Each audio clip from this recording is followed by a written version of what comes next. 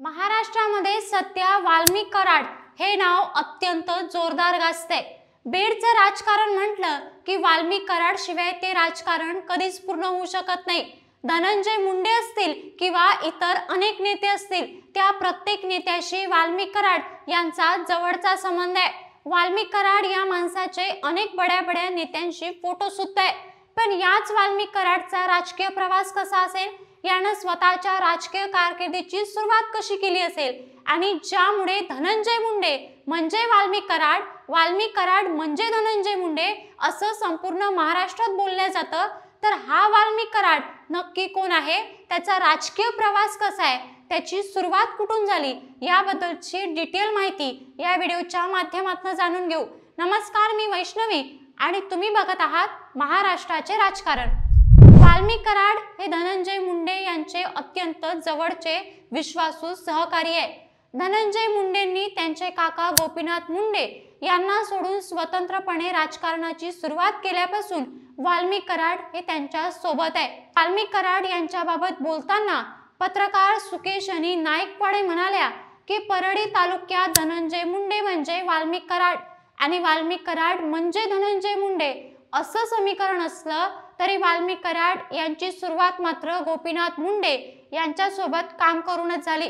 परळी शहरापासून 10 किलोमीटरवर असणाऱ्या पांगरी या गावात 29 जानेवारी 1969 रोजी वाल्मिक कराड याचा जन्म झाला। घरची परिस्थिती बेताची असल्यानं अगदी कमी वयातच त्याने पैसे कमवायला सुरुवात केली। ज्या गावात वाल्मिक कराड याचा जन्म झाला, आता तेच गाव गोपीनाथ गड म्हणून देखील ओळखलं जातं। प्राथमिक शिक्षण पांगरी आणि गाळेपिंपळगाव या गावामध्ये घेतल्यानंतर वाल्मिक कराड महाविद्यालयात शिकायला परळीला गेला। परळीत गेल्यानंतर तिथे त्याची ओळख गोपीनाथ मुंडे यांच्याशी झाली। गोपीनाथ मुंडे यांच्या राजकीय कारकिर्दीच्या सुरुवातीच्या काळात तो होता। त्यावेळी परळीच्या परमार कॉलनीत गोपीनाथ मुंडे यांच्या भाड्याच्या घरात तो राहायचा। गोपीनाथ मुंडेचे मित्र फुलचंद कराड यांनी वाल्मिक कराड यांना मुंडेच्या घरात कामासाठी आणलं होतं। तेव्हापासून वाल्मिक कराड गोपीनाथ मुंडेच्या घरातील सगळी कामं करायचा। वाल्मिक कराड याच्या बाबत सध्या परळीत फारसं बोललं जात नाही। अनेक पत्रकार नाव न सांगण्याच्या अटीवर त्याची संपूर्ण माहिती सांगतात।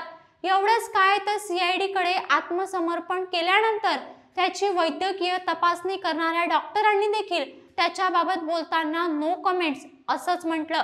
मात्र 1993 ते 1995 या दरम्यान जवाहर शिक्षण संस्थेच्या संचालक मंडळाच्या निवडणुकीचा किस्सा मात्र पत्रकार आवर्जून सांगतात। दैनिक सकाळचे वरिष्ठ पत्रकार दत्ता देशमुख सांगतात, त्या वर्षीच्या निवडणुकीत गोपीनाथ मुंडे विरुद्ध TP मुंडे यांच्या पॅनलचा थेट सामना होता। निवडणुकीच्या निकालात गोपीनाथ मुंडे यांचे 7 उमेदवार निवडून आले, तर TP मुंडे यांचे 23 उमेदवार विजयी झाले। त्यामुळे अध्यक्ष TP मुंडेंचा विजय होणार हे स्पष्ट झालं होतं। जिंकलेल्या सदस्यातून अध्यक्ष निवडले जाण्यासाठी सर्वसाधारण सभा सुरू झाली। त्यात तुंबळ हाणामाऱ्या देखील झाल्या। तेव्हा गोपीनाथ रावाच्या बाजूने असणाऱ्या वाल्मिक कराड याच्या मांडीत तत्कालीन पोलीस अधिकारी नागर गोजे यांच्या पिस्तुलातून निघालेली गोळी घुसली। या घटनेनंतर वाल्मिक कराड यांच्यावर गोपीनाथ मुंडेंचा चांगलाच विश्वास बसला आणि ते अधिकाधिक मुंडे कुटुंबियांच्या जवळ गेले। गोपीनाथ मुंडे यांच्या घरी काम करण्यापासून सुरुवात झालेले वाल्मिक कराड हळूहळू स्वतःचा जम बसवायला लागले। दरम्यानच्या काळात गोपीनाथ मुंडेंचे मोठे भाऊ पंडित अण्णा मुंडे आणि धनंजय मुंडे यांच्याशी त्यांची जवळीक साधल्या गेली। पुढे 2001 साली परळी नगर परिषदेच्या निवडणुकीत गोपीनाथ मुंडे यांचा विरोध असतानाही पंडित अण्णा मुंडे यांनी वाल्मिक कराड यांना तिकीट दिलं। त्यावेळी वाल्मिक कराड पहिल्यांदा नगरसेवक म्हणून निवडून आले। त्यानंतर वाल्मिक कराड नंतर परिषदेचे उपाध्यक्ष झाले। काही काळ परळीचे प्रभारी नगराध्यक्ष म्हणूनही त्यानं काम पाहिलं। एकीकडे वाल्मिक कराड आणि धनंजय मुंडे यांची जवळीक वाढत गेली, तर दुसरीकडे धनंजय मुंडे आणि गोपीनाथ मुंडे यांचे संबंध दुरावत गेले। शाळेत असताना वाल्मिक कराड परळीतून VCR भाड्याने आणून नात्रा इंजेगाव आदी गावाच्या जत्रेत तिकीट घेऊन सिनेमा दाखवत होता। यात्रेत सिनेमा दाखवणारा वाल्मिक कराड आज जगमित्र शुगर मिल्स लिमिटेड आणि काही खासगी कंपन्यांमध्ये संचालक म्हणून कार्यरत आहे। या दोनही कंपन्या धनंजय मुंडे यांच्या पत्नी राजश्री मुंडे यांच्या नावावर आहेत। 1998 ते 1989 मध्ये परळीच्या शिवाजी चौकात वाल्मी कराड यांनी भगवान बाबा गणेश मंडळ स्थापन केलं। याच काळात शहरात औष्णिक विद्युत प्रकल्पातील कामांची कंत्राट देखील त्यांना मिळायला लागली। वाल्मी कराड याच्याबाबत बोलताना सुकेशनी नायकवाडे असं सांगतात की गोपीनाथ मुंडे यांच्या सभांचे नियोजन वाल्मी कराड यांच्याकडे असायचं। एखाद्या इव्हेंट मॅनेजरला हे लाजवेल असं ते नियोजनबद्ध नियोजन असायचं। भगवान बाबा गणेश मंडळाच्या माध्यमातून ते सुरुवातीला क्रिकेट स्पर्धा आणि नंतर सामुदायिक विवाह सोहळा घेऊ लागले। परळी औष्णिक विद्युत प्रकल्पात येणारा कोळसा या जवळच्या रेल्वे स्थानकावरून आणावा लागायचा। या कोळसा वाहतुकीची कंत्राट देखील दिल्ली जायची।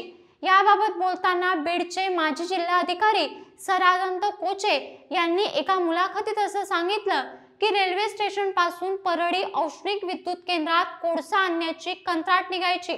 कोळशाची वाहतूक करण्याचा मोठा धंदा होता। तिथे बऱ्याचदा वाहतूक केलेल्या मालापेक्षा जास्त मालाची नोंद करण्याची मागणी अधिकाऱ्याकडे केली जायची। त्यातूनच एका अधिकाऱ्यानं माझ्याकडे बंदुकीचा परवाना मागितला होता।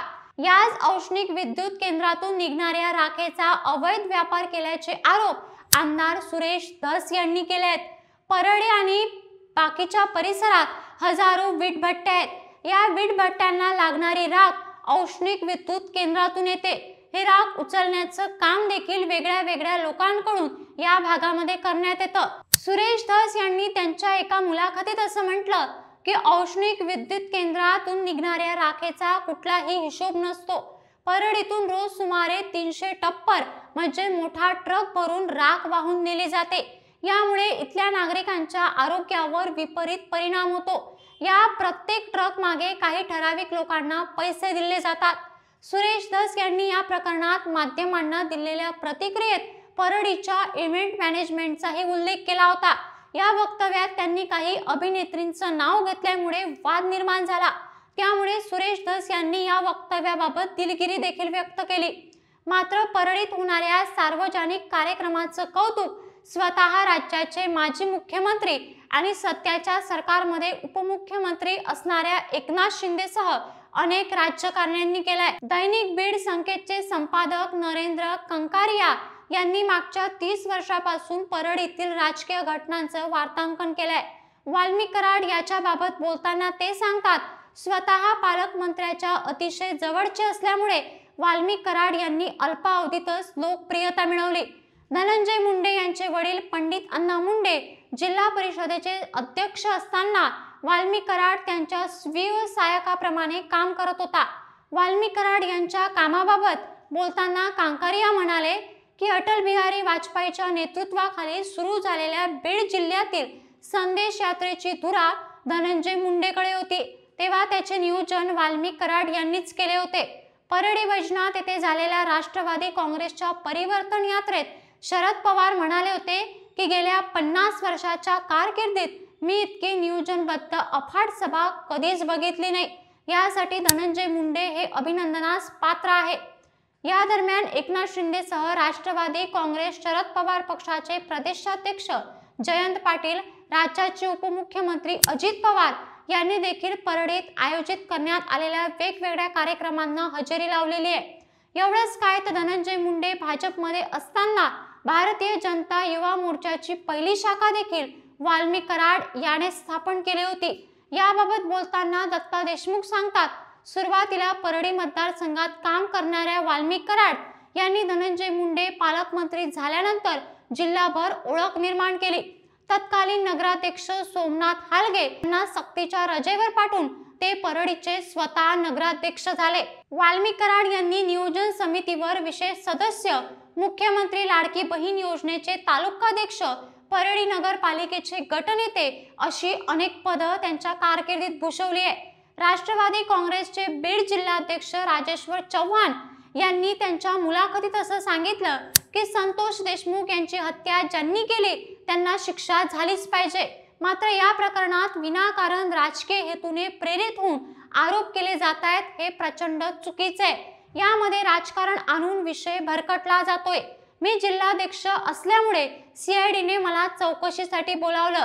वाल्मिक कराड माजी नगराध्यक्ष होते आणि राजकारण समाजकारणात ते सक्रिय आहेत। ते धनंजय मुंडे यांचे PRO देखील आहेत, त्यामुळे जनतेचे प्रश्न घेऊन आम्ही त्यांना भेटायचो। या प्रकरणातील आरोपी विष्णू चाटे यांना आम्ही पक्षातून तत्काळ काढून टाकलंय। वाल्मिक कराड हे पक्षाच्या कोणत्याही पदावर नव्हते। मी 2021 ला पक्षाचा अध्यक्ष झाल्यापासून त्यांना ओळखतो असं मी स्पष्ट पोलिसांना सांगितलं। थोडक्यात काय तर गोपीनाथ मुंडेच्या घरी काम करून सुरू झालेल्या वाल्मिक कराड याचा प्रवास आता एक खून प्रकरणात राज्यभर चर्चेत असलेल्या नावापर्यंत जाऊन पोहोचला। एक साधारण घरात काम करणारा नोकर ते जवळपास हजारो करोडोची संपत्ती असणारा वाल्मिक कराड हा समाजसेवक कसा असू शकतो, असा प्रश्न समाजामध्ये अनेक विरोधकांकडून निर्माण केला जातोय। आता याबद्दल तुम्हाला नक्की काय वाटतं आणि वाल्मिक कराड याच्याबद्दल ही माहिती तुम्हाला कशी वाटली याबद्दल कमेंट करून नक्की कळवा। आणि अशाच पद्धतीचे नवनवीन व्हिडिओ पाहण्यासाठी महाराष्ट्राचे राजकारण या चॅनलला सबस्क्राईब करायला विसरू नका।